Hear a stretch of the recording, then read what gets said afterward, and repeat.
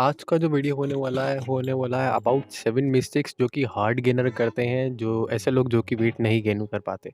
तो वीडियो को पूरा एंड तक देखिएगा, स्पेशली पॉइंट नंबर 6 काफ़ी स्पेशल पॉइंट है। आप लोगों को उस पॉइंट के लिए आप लोग काफ़ी क्यूरियस होते हैं। तो मिलते हैं वीडियो के लास्ट में। तो आपको वीडियो के उस 7 मिस्टेक्स बताने से पहले कुछ बेसिक चीज़ें हम लोग डिस्कस कर लेते हैं, जो कि जनरली हम सबको पता होती है।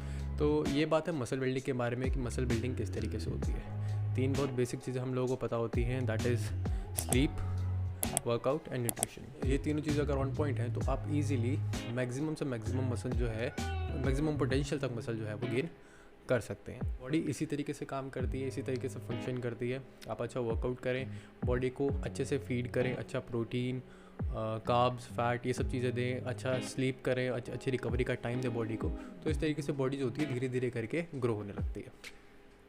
अब एक कैटेगरी आती है हार्ड गेनर्स। हमारे कुछ ऐसे लोग होते हैं जो कि कहते हैं कि वो बहुत ज़्यादा खा रहे हैं लेकिन उसके बाद भी उनको मसल गेन नहीं हो रहा, वेट गेन नहीं हो रहा। तो आज हम उन्हीं लोगों के बारे में डिस्कस करेंगे कि वो लोग क्या ऐसी 7 मिस्टेक करते हैं जिसकी वजह से वो लोग जो है मसल बिल्ड नहीं कर पा रहे। सो लेट्स डिस्कस दो 7 मिस्टेक्स। तो पहला मिस्टेक है थिंक मोर ईट लेस। अब इस कैटेगरी के लोग जो होते हैं वो लोग सोचते ज़्यादा है और खाते कम है। ये बहुत ही कॉमन मिस्टेक है जो कि मैंने खुद ने भी करी है।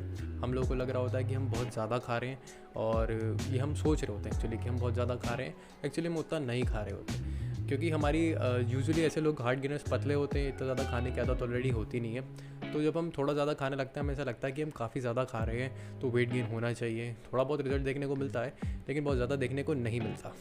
तो एक्चुअली हो क्या रहा होता है कि जितना खाना चाहिए उतना खा नहीं रहे होते। आपको ये बात देखिए, समझिए, फैक्ट है कि अगर आप एक कैलोरिक सरप्लस के अंदर हैं तो आप वेट गेन करेंगे।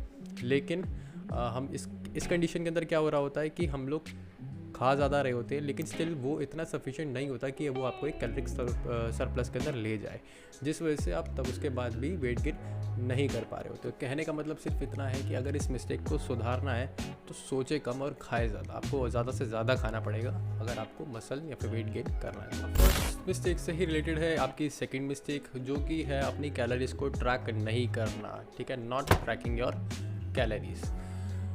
जितना ज़रूरी होता है एक फ़ैट लॉस वाले पर्सन के लिए कैलोरी ट्रैक करना, उतना ही ज़रूरी होता है एक मसल गेन वाले पर्सन के लिए भी कैलोरी ट्रैक करना। अब इसका मतलब ये नहीं है कि आप एक एक कैलोरी का हिसाब रखेंगे, ऐसा नहीं करना होता। लेकिन आपको कैलोरी का थोड़ा बहुत हिसाब, एक रफ आइडिया ज़रूर रखना पड़ता है ताकि आपको समझ में आए कि हाँ, इतनी कैलोरीज पे आके जो है मेरा वेट या फिर मेरा मसल जो है वो गेन होना जो है वो शुरू हो गया है। अब जैसे कि आप फॉर एग्जांपल मैं देता हूँ आपको, आपने कुछ कैलोरीज कंज्यूम करी ट्रैक कराने की, मान लीजिए मैंने 1500 कैलोरीज खाई, मैंने देखा कि इस पर मेरा वेट गेन नहीं हो रहा, मैंने और बढ़ाई 1600 करी, देखा उस पर भी गेन नहीं हो रहा, 200 और बढ़ा दी, 1800 करा, फिर देखा कि मेरा वेट गेन हो रहा नहीं हो रहा है। तो इससे एक रफ आइडिया मिल जाता है कि हाँ, तकरीबन इतनी कैलोरीज पे जाके जो है मैं वो वेट गेन कर रहा हूँ। तो इसलिए न्यूट्रिशन को अपना ट्रैक करना बहुत ज़्यादा ज़रूरी है। ये पॉइंट नंबर 2 से ही अराइज होती है आपकी थर्ड मिस्टेक। थर्ड मिस्टेक है आपकी इनकन्सिस्टेंसी। जब आप कैलोरी, सेकंड मिस्टेक जो हमने बात करी, जब आप कैलोरीज ट्रैक ही नहीं कर रहे हैं तो आपको पता ही नहीं आप कितना खा रहे हैं। जब आपको नहीं पता आप कितना खा रहे हैं तो फिर आप कैसे सरप्लस के अंदर रहेंगे। ठीक है, मान लीजिए कि आपने एक वीक के अंदर या फिर डेली कैलोरीज जो है हमें पता नहीं हम कितने खा रहे हैं। आपने ज़्यादा खाया, मैं कितना ज़्यादा खाऊंगा वेट गेन करूँगा, मसल गेन करूँगा। आपने हफ्ते में 4 दिन तो ज़्यादा खा लिया, फिर बाकी के 3 दिन आपने कम खाया। ऐसा क्यों होता है? क्योंकि देखिए हम या फिर जो भी हार्ड गेनर है, हार्ड गेनर का नेचर ऐसा नहीं होता कि वो बहुत ज़्यादा खाना खाए। इसीलिए कंसिस्टेंसी बहुत ज़्यादा ज़रूरी है कि वो लगातार जो है वो हर दिन जो है वो एक सरप्लस के अंदर खाए। 4 दिन आपने ज़्यादा खाया, 3 दिन उसके बाद कम खाया, तो क्या हुआ, जो आपकी पूरी वीक की एवरेज कैलोरीज थी वो घुमा फिरा के फिर उसी मेंटेनेंस के आसपास आ गई और आपका वेट जो था जितना था उतना का उतना ही रहा। तो इसीलिए कंसिस्टेंसी बहुत ज़्यादा ज़रूरी है कि आप हर दिन जो है वो एक सरप्लस के अंदर। तो फोर्थ पॉइंट है आपका, वो है आपका being too conscious about your diet. हम में से कई लोगों ने ऐसा सुना होता है कि क्लीन खाने से मसल बिल्ड होता है, मतलब if you want to gain muscles then you have to eat clean, आपको क्लीन ही खाना है। लेकिन ये बात झूठ नहीं है, ठीक है, ये बात झूठ नहीं है, ये समवट ट्रू। लेकिन कितना खा लोगे? तो क्वेश्चन इज कितना खा लोगे, आप कितना ज़्यादा खा सकते हो क्लीन जब आप खाने लगते हो तो आप जो आपको कैलोरिक सरप्लस के अंदर जाना है उसके अंदर नहीं जा पाते। उसके 2 रीज़न है। पहला रीज़न कि बोरिंग हो जाता है बहुत ज़्यादा, जब आप क्लीन ही खाते रहते हो, क्लीन खाते रहते हो तो बहुत ज़्यादा नहीं खा पाते, कितने दिन, कुछ दिन खाते हैं फिर छोड़ देते हैं, क्योंकि बहुत बोरिंग सा फूड होता है। दूसरी बात ये होती है कि लिमिटेड होता है, ठीक है। क्लीन फूड जो है, जब आप क्लीन फूड के चॉइसेस के ऊपर जाते हो तो बहुत ज़्यादा चॉइसेस नहीं होती, थोड़ा सा आपका जो फूड का जो दायरा है वो सिकुड़ जाता है, आप बहुत ज़्यादा अलग अलग चीज़ें नहीं खा सकते। तो ये एक वजह होती है जिसकी वजह से लोग सिर्फ क्लीन खाते रहते हैं, चॉइसेस कम हो जाती है, जिसकी वजह से बहुत ज़्यादा नहीं खाते, और फिर वही हो जाता है कि आपकी जो एवरेज कैलोरीज़ हैं वो सरप्लस के अंदर नहीं पहुँच पाती, आप फिर से वेट या फिर मसल गेन नहीं कर पाते। तो इसी पॉइंट से, लास्ट पॉइंट से कम्प्लीटली ऑपोजिट है आपका नेक्स्ट पॉइंट। अब लास्ट पॉइंट में हम लोगों ने डिस्कस करा था कि ईटिंग टू क्लीन, ये पॉइंट है आपका ईटिंग टू मच जंक, जब लोग बहुत ज़्यादा जंक फूड खाते हैं। एक तरफ लोग ऐसे थे जो कि ये, जिन लोगों ने ये सुना था, ये मानते थे सिर्फ क्लीन खाने से मसल गेन होता है। दूसरी तरफ ऐसी कैटेगरी भी होती है जो लोगों को लगता है कि कुछ भी खाओ, जंक वगैरह खा लो, वेट तो गेन होगा ही होगा। बात ट्रू है कि आपका वेट गेन होगा, लेकिन इसके अंदर प्रॉब्लम ये आ जाती है कि वेट गेन होगा, मसल गेन नहीं होगा। एंड रिमेंबर, हमारा गोल यहाँ पे मसल गेन करना है with minimal gain of fat. आपको बहुत कम से कम फैट गेन के साथ ज़्यादा से ज़्यादा मसल गेन करना है। जब आप हाई कैलोरी जंक फूड वगैरह खाने लग जाते हैं तो आप वेट गेन करेंगे, लेकिन उसके अंदर बहुत सारा फैट होगा। जितना मसल होना चाहिए, जितना आइडियली हम लोग सोचते हैं कि मसल हो जाए, उतना मसल आपको वहाँ पे देखने को नहीं मिलेगा। तो ये एक बहुत अच्छी अप्रोच नहीं है।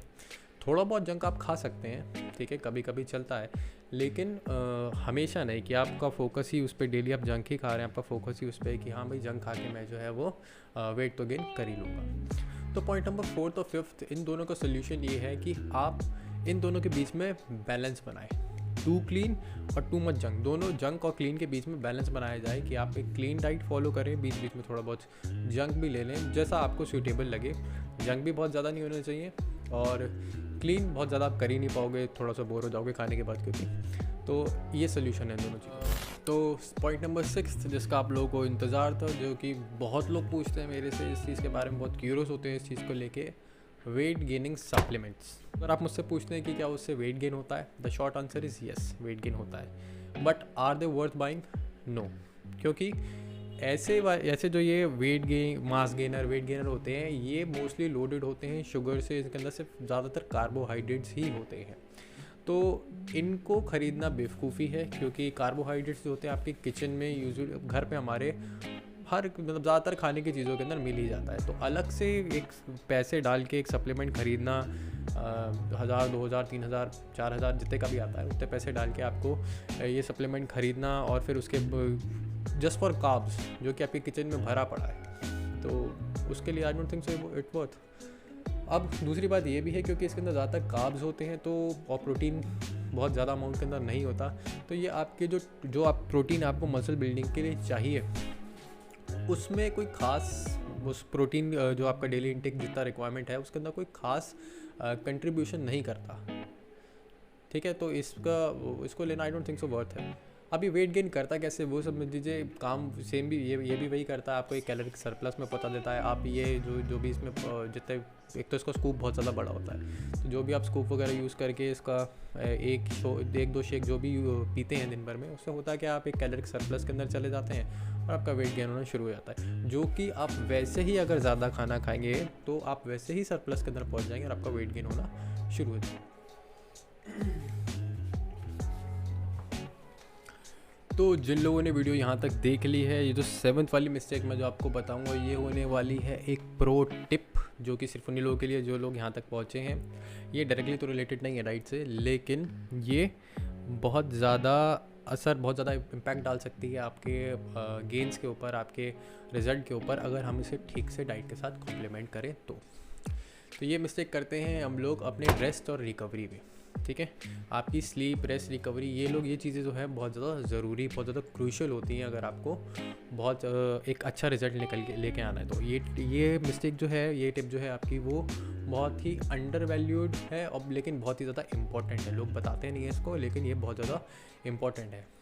यूजुअली मिस्टेक ही करते हैं आप लोग कि वेट गेन करने के चक्कर में खाते अच्छे से खा रहे हैं, ठीक है, वर्कआउट खूब ज़्यादा करते हैं, दबा के करते हैं, लेकिन उतना रेस्ट नहीं करते, जो कि बहुत ज़्यादा ज़रूरी है आपके गेन्स को मैक्सिमाइज़ करने के लिए।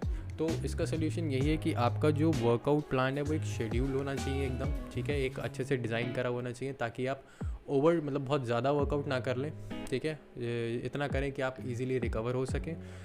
उसकी मिस्टेक्स जो है, जो वर्कआउट के टाइम पे हम लोग जो मिस्टेक्स करते हैं, उसके लिए मैं अलग से एक वीडियो बना दूंगा, क्योंकि किस तरीके से हम वर्कआउट के अंदर जो मिस्टेक्स हैं वो फाइंड आउट कर सकते हैं, कैसे उसको ठीक करा जा सकता है। तो यही बात है कि आपका वर्कआउट ठीक से प्लान होना चाहिए और आपका न्यूट्रिशन ठीक पॉइंट पे होना चाहिए। साथ ही साथ रेस्ट बहुत ज़्यादा ज़रूरी है, रेस्ट और रिकवरी बहुत ज़्यादा ज़रूरी है, ताकि आप अपने मसल्स गेन जो है उसको मैक्सिमाइज कर सकें। दैट्स इट, ये थी 7 मिस्टेक्स जो कि यूजुअली हार्ड गेनर्स जो हैं करते हैं, मैंने भी करी थी। तो अगर ये वीडियो आपको ठीक लगा हो, आप खुद हार्ड गेनर हैं, तो देखें, इन पॉइंट्स को अप्लाई करें। और अगर आपका कोई फ्रेंड ऐसा हार्ड गेनर है जिसका वेट ईजिली जिसका मसल इजीली गेन नहीं होता, तो उसके साथ ये वीडियो को शेयर करें। Take care.